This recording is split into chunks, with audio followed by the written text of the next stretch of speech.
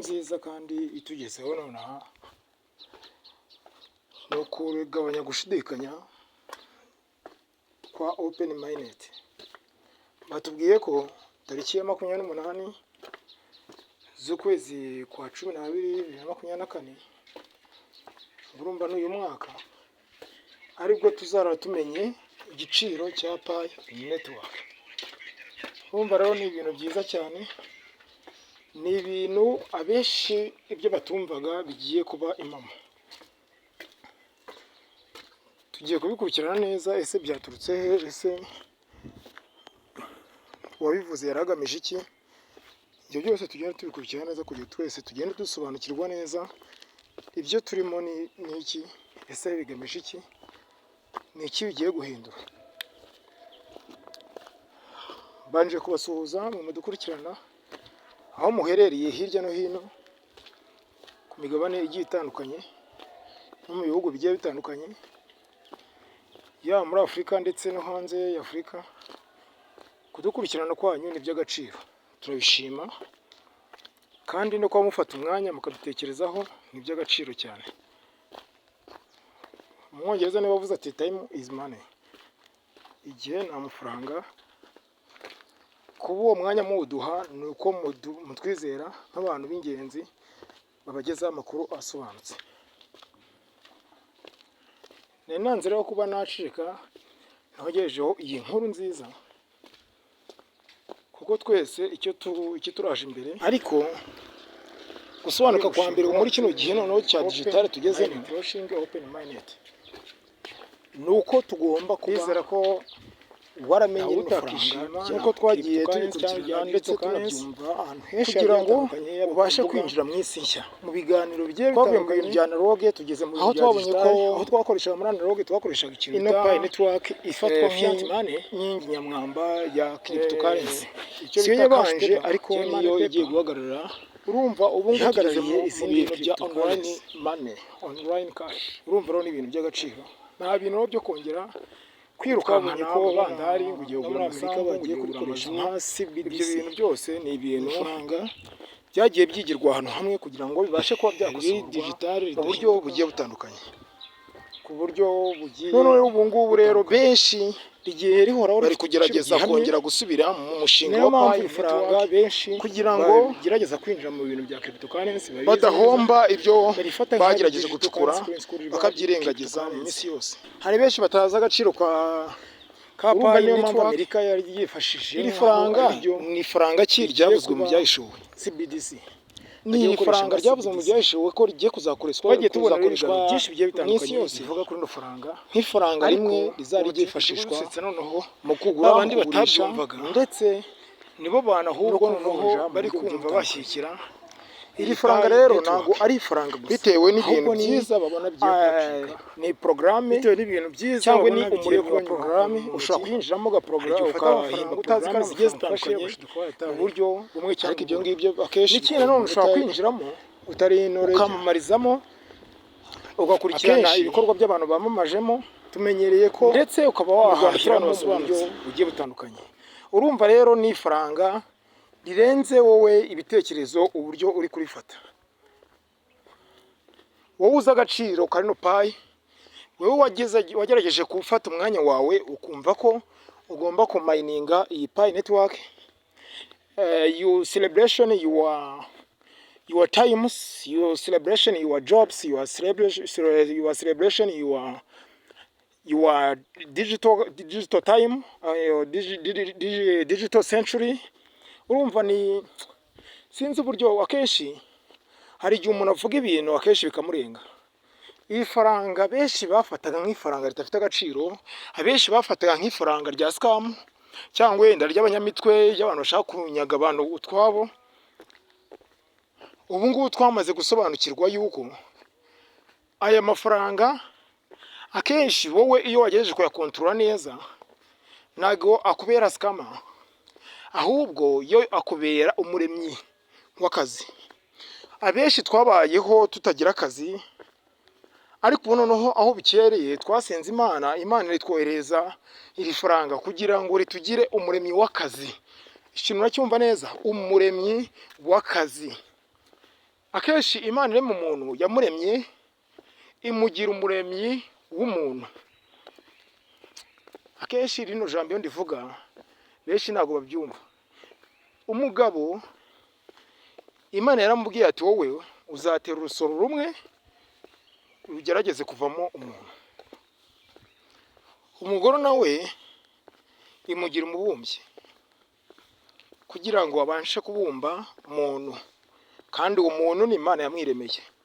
Urumva ubushobozi Imana yahaye abantu. Imana yaguhaye ibyo bushobozi bumeze gutyo, ntabwo yakubura kuguha ubushobozi bujyanye n'ibintu by'isi ubasha kwifashisha umunsi ku munsi. Niyo mpamvu rero iki kintu benshi batari bakizi, ariko uko byagenda kose ubu ngubu tuvugana haramutse tugiye kuvugana, ubu mugiye kuba abagerageza kuremera abandi akazi kurenza uko noneho mwebwe mwaremerwa akazi. Hari abantu benshi rero bagenda bambaza ati se ni iyihe nama watugira twe twabashije kuba twakora PayKYC bikabasha kuba bayivivura, ndetse no muri migration bakaba yiduha nayo bakayivivura, ariko tukaba tujya muri Pay browser tugasanga ntago bigeze baduha Pay passed cyangwa PayKYC passed. Tukaba tukiri muri icyo bita tentative period. Urumva ni ikibazo. Ari benshi iyi tentative approval iri kugenda ivangavanga. Gute rero? Niba mu by'ukuri waragerageje kuba wabona ibyo byose ariko buri muri tentative, this is a systematically, urumva ni igihe cya systeme, ntabwo ari ikintu wowe uri bujyeho uvuga ati ngo ngiye gukosora, ngiye kugira ute. Oya, cyakora ikintu gishobora kubaho. Hari benshi nigeze kumva bavuga uko simbise bifitiye yenda ubumenyi bugiye butandukanye, bagiye bavuga ati ngo uburyo ushobora kwandikira PayKYC ukabasha kuba wabona ikindi gihe cyo kuba wakora izindi liveness kugira ngo ubashe kuba bagushyira mu gihe cyawe cya PayKYC passed, bakura muri tentative. Ariko rero njye icyo nababwiza ukuri, niba uzi ko iyi wajyaga muri Pay browser ukabona ko wabaye passed, bakongera bakagushyira muri tentative, wigira ikibazo. Ahubwo wowe niba baguhaye liveness yikore neza witonze, nta gihunga, uri checking neza niba ufite network zigiye zihagije, ucekinge niba location uherereyemo ari nziza, ifite ikirere cyiza kimeze neza, ku buryo nukora iyo KYC yawe, iyo liveness yawe nuyikora, uri buze kuba nta mbogamizi na nkeya ufite zishobora kuba zakubuza kuba wayigeraho cyangwa wayihabwa. Urumva rero nuko ibintu bihagaze, ni nako ibintu binameze, kuko akenshi tugerageza kwimagina ko ibyo bintu ari ibintu bibi, ariko ni ibintu byiza ahubwo cyane, kuko iyi systeme ari benshi binjiyemo mbere ariko systeme itaranozwa neza. Niyo mpamvu bagiye babashyira muri tentative. Ariko nk'ubu nanjye uri kubabwira ibi ngibi, iyi ntuza ni yanjye, nari narakoze nanjye iyo KYC ngera kuri step ya 9 yose barayivivura bahinduye icyatsi. Hari na benshi batazi ko buriya ziriya 9 step zo zigomba kuba green.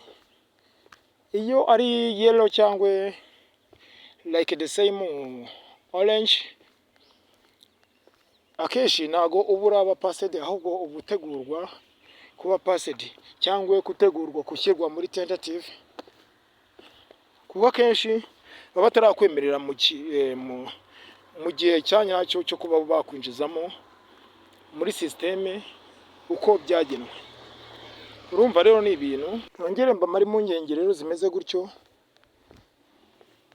Wowe icyo ukosabwa no gukora mining ku gihe cyawe cyagenwe, ugakora mining nta gihe kigucitse, kugira ngo ubashe kuzaba passed ubashe kuzakomeza n'ubundi kwinjiza izindi coin, kuko izi Pi coin nizo uzaza ukoresha uri guhaha. Systeme rero Pi Core Team yatuzaniye ni systeme nziza cyane, kandi ni systeme izafasha buri muntu wese, yaba uzi gusoma yaba utazi gusoma, ndetse ikabasha kuba yamufasha. Urugero, hari uburyo bwinshi ushobora gukoresha bwa rino faranga, ubasha kuba wabona fiat money cyangwa ubasha kuba wagura cyangwa wagurisha. Ushobora gukoresha scanner code, nkuko murambe babwira, ni cya gihe uba ufite code ukagenda ugasikaninga nk'uri guha umuntu zira programme cyangwa wenda kumwe tubifashisha kwa telefone. Urugero, ushaka kwinjira muri Zenda, kugira ngo uhereze umuntu uciye muri Zenda nuko ubanza gusikana code ye. Nako niyo systeme tuzadukoresha, ariko ho tuzaduciye nyine muri ino Pi network. Iyi systeme rero ni systeme izafasha benshi cyane, kuko ari benshi iyo utazi gusoma urayifashisha ugashobora kuba wakoresha ifaranga ryawe uko rikwiye. Indi systeme ni systeme bita use passphrase cyangwa use code your codes. Ni zira ari amagambo ari imeze nka password cyangwa imeze nka code yawe wifashisha ukabasha kuba wayashyiramo, ukabasha kuba wakohereza amafaranga. Indi systeme nyayo urumva, iyo systeme yo kuba wakifashisha izo passphrase imeze nka systeme ya mobile money cyangwa ama e-cash, aho ushyiramo code yawe ya mobile money cyangwa ya Airtel money, ukabasha kuba wakohereza umuntu amafaranga uko ubyifuza. Nayo niko systeme yubakitse. Indi systeme ni systeme imeze nka ATM cyangwa systeme machine, ushobora kugenda ugashyiramo ikarita yawe ukabasha kuba wabikura amafaranga. Iyi Pi network ni nk'ubwato. Ubwato iyo butwaye abagenzi mwese muri ahantu hamwe mufite intego imwe, akenshi bugira iyo bujya uko na kuyoba ntaki, ndetse bubasha kuba mwashyira umugozi hamwe, niba ari kugashya mukagashyiriza hamwe kugira ngo mubashe kuba mwagera iyo mujya. Cyangwa mu kimwe, iyi Pi network tugomba kuyikoresha as team, as group, kugira ngo tubashe kuba twakoresha iri faranga mu buryo bwemewe, ndetse bwemewe n'amategeko y'igihugu runaka dugiye duhereyemo. Kuko iri faranga ryamaze kuba ryatoranwa nk'ifaranga rigiye gukoreshwa mu buryo bwa digitale, cye mu buryo bwo gukoresha bwo guhahirana bugiye butandukanye. We rero ubasha kuba ufite rino faranga, menya ikintu cy'agaciro ufite, ko ufite amafaranga menshi, kandi ni wowe mukire isi yitegura. Ni wowe ugiye guteza igihugu cyawe imbere, ni wowe ugiye guhindura isi neza, nk'uko tubitegekwa cyangwa nk'uko tubitozwa, ko tugomba kuba agaciro, tugomba kwigira agaciro, kandi mu buryo bwose. Ntabwo abakorera amafaranga gusa, ntabwo abantu binjiza amafaranga ari uko baba ari ba bantu baba bakorera menshi cyangwa wenda batanga imbaraga nyinshi. Oya, urumva ko rero tugomba gusenyera umugozi umwe kugira ngo tubashe kuba twagera ku byo tugeraho. Iyi nama rero yabereye muri Qatar. Urumva ni inama yari igamije kwigira hamwe ku kintu cya use cryptocurrency, ariko urumva bafashe umwanzuro yuko umwanzuro wa mbere wemeje ko cryptocurrency igomba kwifashishwa n'amabanki yose ku buryo bwo kurwanya ibintu by'ihinduka ry'aya mafaranga. Ariko benshi bari kubitekerezaho mu buryo bumwe bugiye butandukanye, aho abatarashyigikiye bagenda bameze nk'aho bari guca intege abantu, ariko mu by'ukuri byavugiwemo ni ibintu byiza kandi by'ingenzi, aho bemeje ko inama ya nyuma izaba kuri 26 z'ukwezi kwa 12 2024 izaba igiye kwemeza ko kuri 28 hazaba iyi launching ya rino faranga, aho bazaba ntabwo ari launching ya open mainnet, ahubwo ni launching ya cost of pi cyangwa igiciro cy'iyi pi. Urumva rero ni ikintu abenshi mugomba gusobanukirwa, ndetse mukaba mwumva ko ari ikintu kigomba kuba kimeze nk'aho gifite agaciro cyane kurenza uko mwebwe mubyimagina kose. Ni ibintu rero byiza cyane, kuko iyi nama yaduhaye icyizere. Abenshi batari bafite icyizere basobanukiwe kuba bakumva ibyo bavugaga, mwagerageza mukabyumva neza, mujye kuri X muragenda mucukumbure murebe abantu bagiye babitangaza mu buryo bugiye butandukanye. Urumva ko rero rino faranga uku kwezi bidahinduka, tugomba kuyakoresha uko byagenda kose. Urumva ko rero iri faranga nyaboneka murigire iry'agaciro. Urabona ko abakire benshi bagerageza kuba baremeje ko bagomba kuba bakifashisha iri faranga mu buryo bugiye butandukanye, no mu buryo bugenda bubinjiriza butandukanye muri bizinesi zabo, ndetse no kugira ngo babashe kuba babika amafaranga yabo mu buryo bwizewe, atari bwa buryo bwo kuba amafaranga abitse muri banki biri aho ngaho, ahubwo ari uburyo amafaranga yawe uyagendana, ndetse ukaba yabitse muri konti yawe ifite ahantu iherereye kandi uyibikiye muri sisiteme yawe nta kibazo na kimwe ufite. Uyu rero Bill Gates yemeje ko nawe iri faranga ari inyuma yaryo, ndetse ko ibintu byose acuruza kenshi azabicuruza muri no faranga nirimara kuronshingwa. Nawe ariteguye mu buryo bugiye butandukanye. Twagiye tubabwira mu minsi ishize ko Elon Musk cyane cyane yakoze telefone ya Pi, icyo bita Tesla Pi telefone, akoreye imodoka nazo zijyanye n'igihe, akora amazu ajyanye na tekinoloji agiye arimo buri kimwe cyose. Ni ya nzu wimukana ahantu hose ugiye, ndetse kandi ifite tekinoloji igiye itandukanye. Ibi byose rero n'amamodoka agiye atandukanye ushaka kwimura akakujyana aho ushaka kandi utayitwaye, ahubwo yo itwawe na sisiteme. Wowe icyo wandikamo location y'ahantu ugiye, wandikamo aho ugana kugira ngo ibashe kuba yakugezayo. Urumva rero ibyo nawe byo yemeye ko azakoresha ino Pi network mu buryo bwo kugira ngo abantu bahahe izi product, no kugira ngo abashe kuzambutsa imipaka igiye itandukanye, kuko Pi network ihuza abantu benshi n'amamiliyoni y'abantu benshi mw'uyu mushinga. Niyo mpamvu abakire benshi bari kugenda bayifashisha, bari kugenda bifuza ko bakorana nayo kugira ngo babashe kuba babona abakiriya badahinduka kandi beza bafite amafaranga agiye atandukanye. Urumva rero ubu buryo rero ni uburyo bwiza kandi bwizewe. Mwabonye ko Trump akimara gutorwa, ifaranga rya cryptocurrency ryahise riba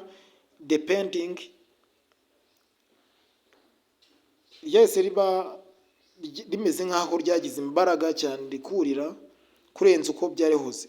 Aho yagiyeho ifaranga rya Bitcoin riri kuvunjwa amafaranga 63, aho ko akimara kugeraho ubu tuvugana nonaha riri kuvunjwa 105.